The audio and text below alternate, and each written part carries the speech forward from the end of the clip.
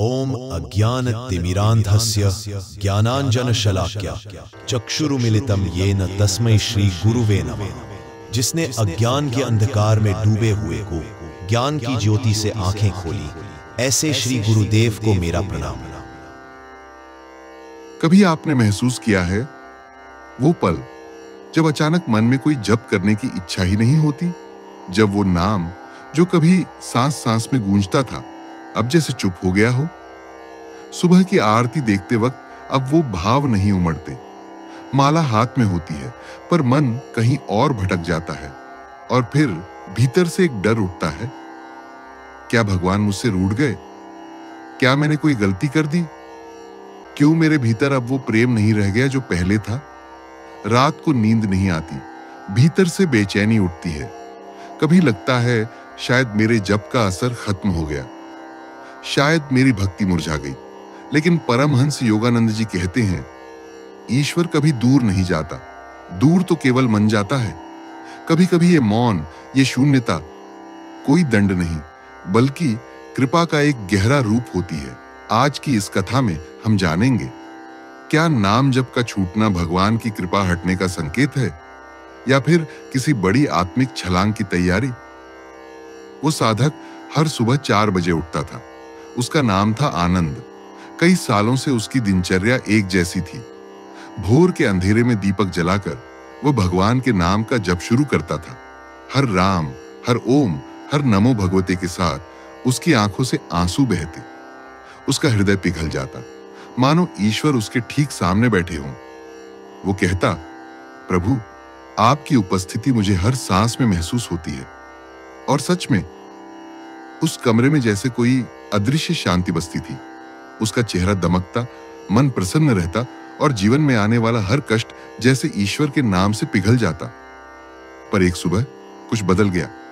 आनंद उठा, दीपक जलाया, पर जबकि माला हाथ में लेते ही उसका मन ठहर नहीं पाया। माला के मोती घूमते रहे पर शब्द जैसे बेआवाज हो गए। उसने कोशिश की, फिर से वही भाव जगाने की, वही श्रद्धा महसूस करने की, पर कुछ नहीं हुआ। आंखें सूखी थीं, हृदय खाली था और भीतर एक अजीब सन्नाटा पसरा था। वो सोचने लगा, से क्या मैं ईश्वर से दूर हो गया हूं? क्या उन्होंने मेरी भक्ति स्वीकार नहीं की या फिर मेरी साधना अब व्यर्थ हो चुकी है? दिन बीतने लगे और वो जप जो कभी उसकी आत्मा की सांस था अब एक बोझ बन गया।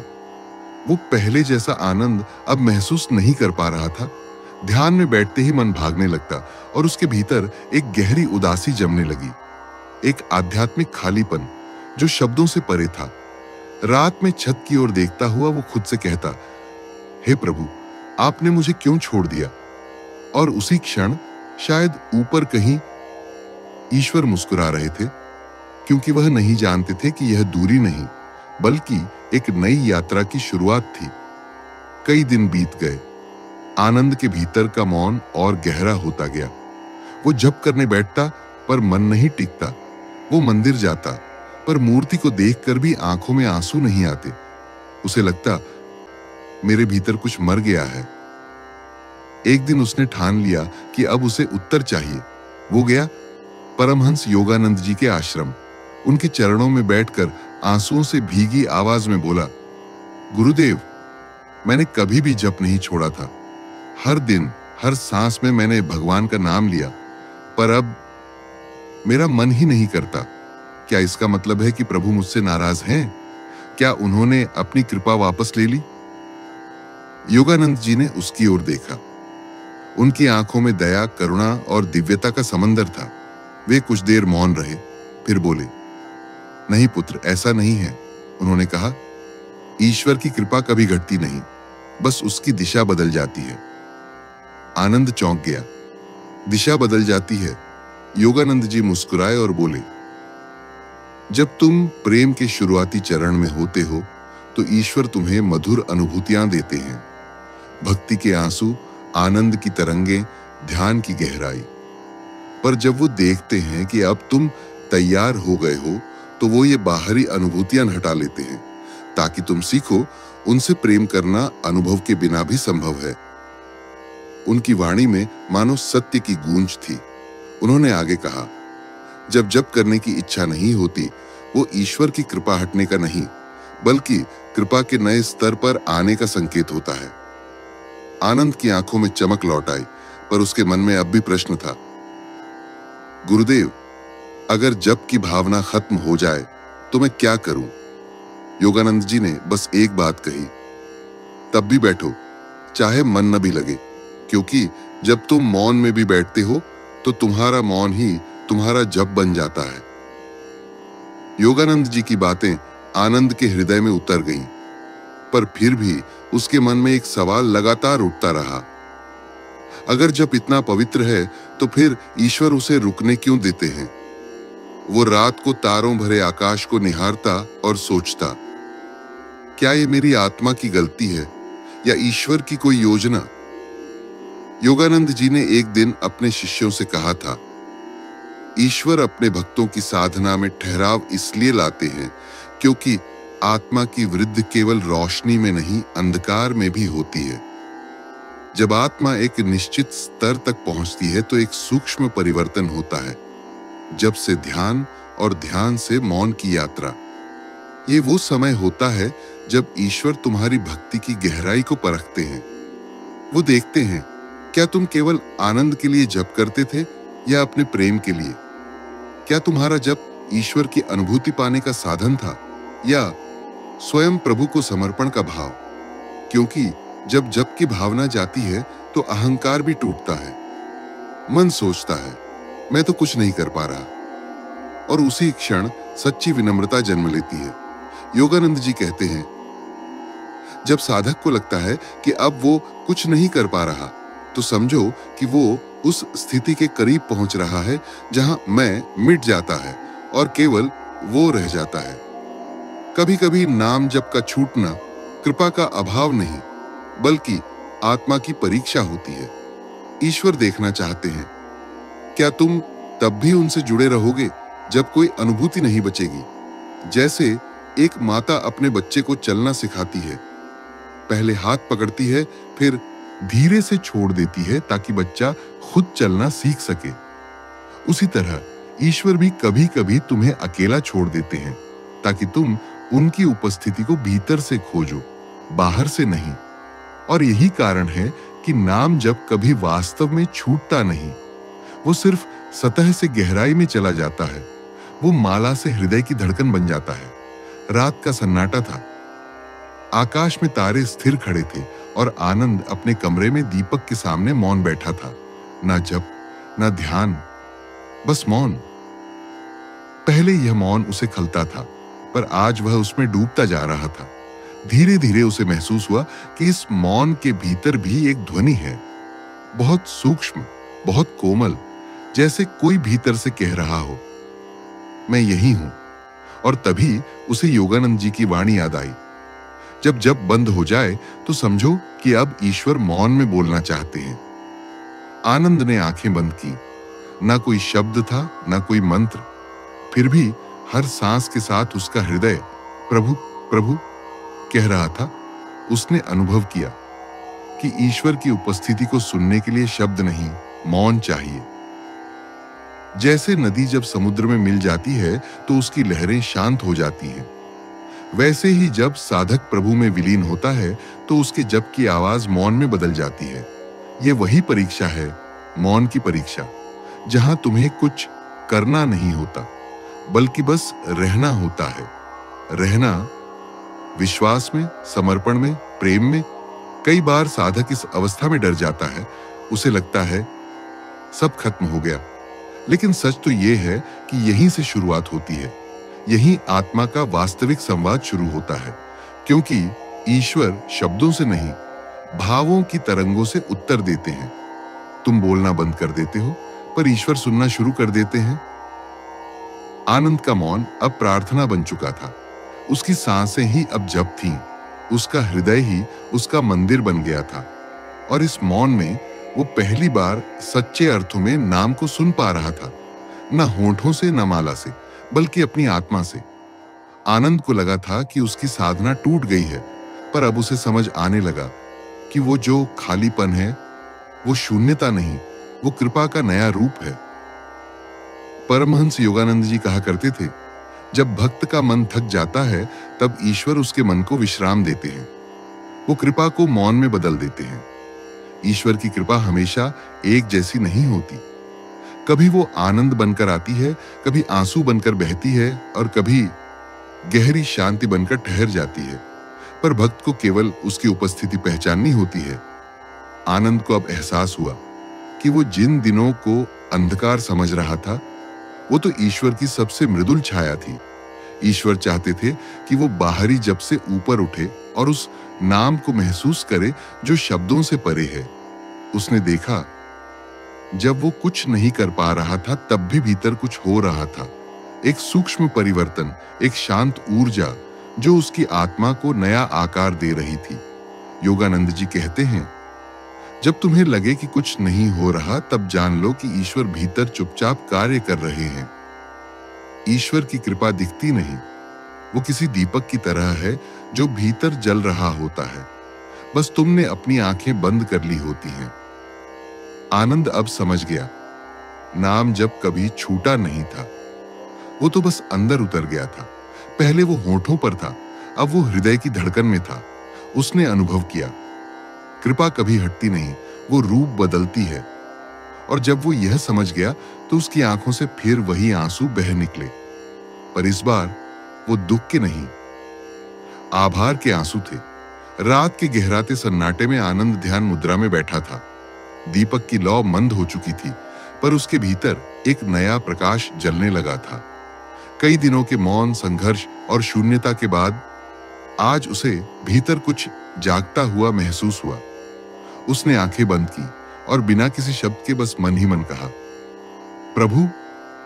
और उसी क्षण जैसे किसी ने भीतर से उत्तर दिया, मैं यही हूं, सदा से। उसका पूरा शरीर हल्का हो गया। छाती के बीचों बीच एक गर्माहट उठी, जैसे किसी ने भीतर आग जलाई हो, पर वह आग तपाती नहीं थी, वह शांत करती थी। आनंद की आंखों से आंसू बहने लगे, पर इस बार उनमें पीड़ा नहीं थी, बल्कि एक ऐसी मिठास थी जिसे शब्दों में बांधा नहीं जा सकता। वो समझ गया, नाम कभी छूटा ही नहीं था, वो तो बस गहराई में चला गया था, उसकी आत्मा के भीतर किसी सूक्ष्म स्थान में, जहां शब्द नहीं पहुंचते। अब उसे माला की जरूरत नहीं थी। हर सांस उसके लिए माला का एक मोती बन चुकी थी। हर श्वास प्रभु, हर निश्वास धन्यवाद। योगानंद जी कहते थे, जब तुम्हारा जप सहज हो जाए तो समझो तुमने जप नहीं, जप ने तुम्हें थाम लिया है।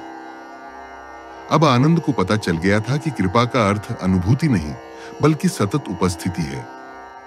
भले ही तुम उसे महसूस न करो, वो तुम्हारे भीतर हर पल बह रही होती है, जैसे हवा जिसे हम देख नहीं सकते, पर वो जीवन देती रहती है। उस रात आनंद ने कुछ नहीं मांगा, न कोई मंत्र, न कोई वरदान, बस मौन में मुस्कुराते हुए कहा, धन्यवाद प्रभु, आपने मुझे सिखाया कि आपसे जुड़ने के लिए जप जरूरी नहीं, प्रेम जरूरी है। योगानंद जी कहते थे, जब तुम्हारा नाम जब छूटने लगे तो समझो कि तुम्हारे भीतर की कोई शक्ति तुम्हें परख रही है।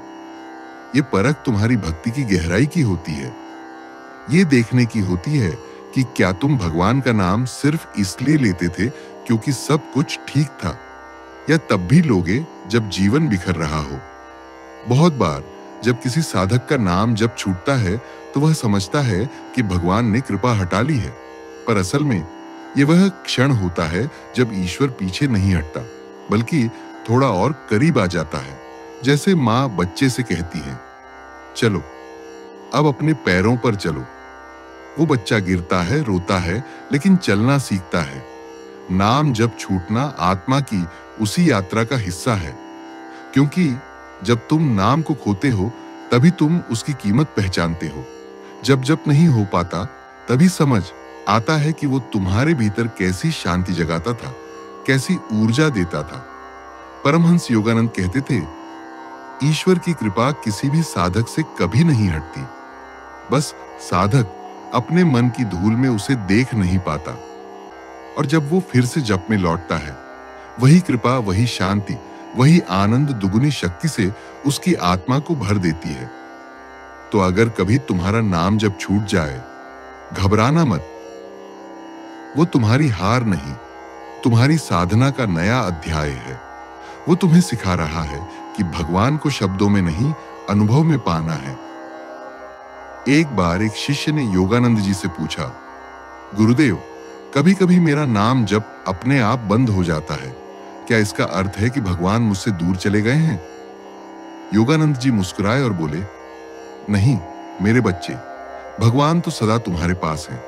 बस कभी कभी वे तुम्हें मौन के माध्यम से पुकारते हैं।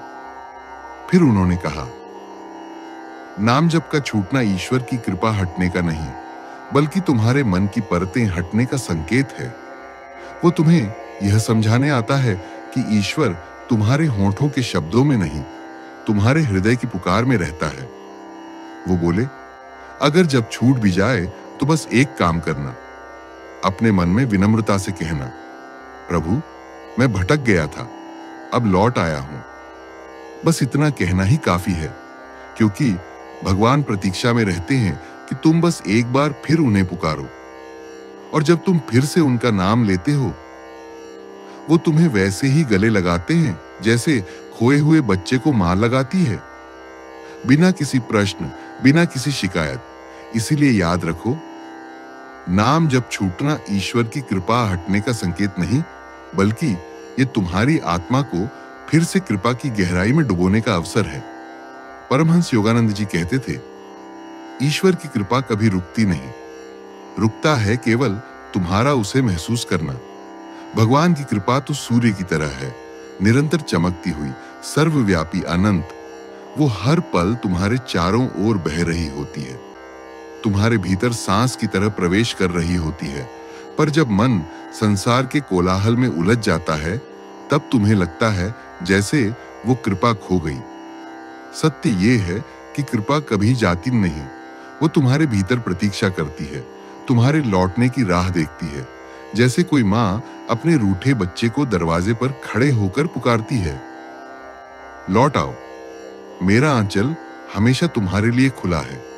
नाम जप उस डोर की तरह है जो आत्मा और ईश्वर को जोड़ती है। जब वह डोर ढीली पड़ती है तो कृपा का प्रवाह कम नहीं होता, बस उसका एहसास तुम्हारे भीतर मंद पड़ जाता है। और जैसे ही तुम फिर से राम, ओम, क्राइस्ट, हरि, जो भी नाम तुम्हारे हृदय को छूता है, उसे पुकारते हो, वो डोर फिर से तन जाती है और कृपा का प्रवाह फिर से तुम्हें भिगो देता है। ईश्वर का प्रेम सागर की तरह है और नाम जप उसकी लहरें, लहरें आती जाती रहेंगी, पर सागर कभी नहीं सूखेगा। जब जब छूट जाए, समझो लहर थम गई है, पर सागर अब भी वहीं है, तुम्हारे भीतर गहराई में शांत बैठा हुआ।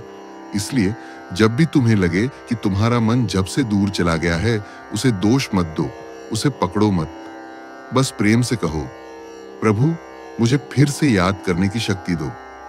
और देखना, उसी क्षण भीतर कुछ पिघल जाएगा। वो कृपा जो तुम समझते थे चली गई, तुम्हें फिर से अपनी बाहों में भर लेगी। परमहंस योगानंद कहते थे, भगवान कभी किसी से दूर नहीं जाते, मनुष्य खुद उनसे दूर हो जाता है और फिर उसी दूरी को कृपा का अभाव कहता है। तो अगली बार जब तुम्हारा नाम जब छूट जाए, उसे डर का संकेत मत समझो, उसे प्रेम का बुलावा समझो, क्योंकि शायद उस पल में ईश्वर कह रहे हों, मैं यही हूं, बस तुम मुझे फिर से पुकारो। अगर तुम जानना चाहते हो कि कैसे परमहंस योगानंद जी के अनुसार नाम जप को आत्मा के स्थायी ध्यान में बदला जा सकता है, तो अगले भाग में हम खोलेंगे नाम जप से समाधि तक का रहस्य, जहां शब्द मौन में बदल जाता है और नाम ईश्वर बन जाता है।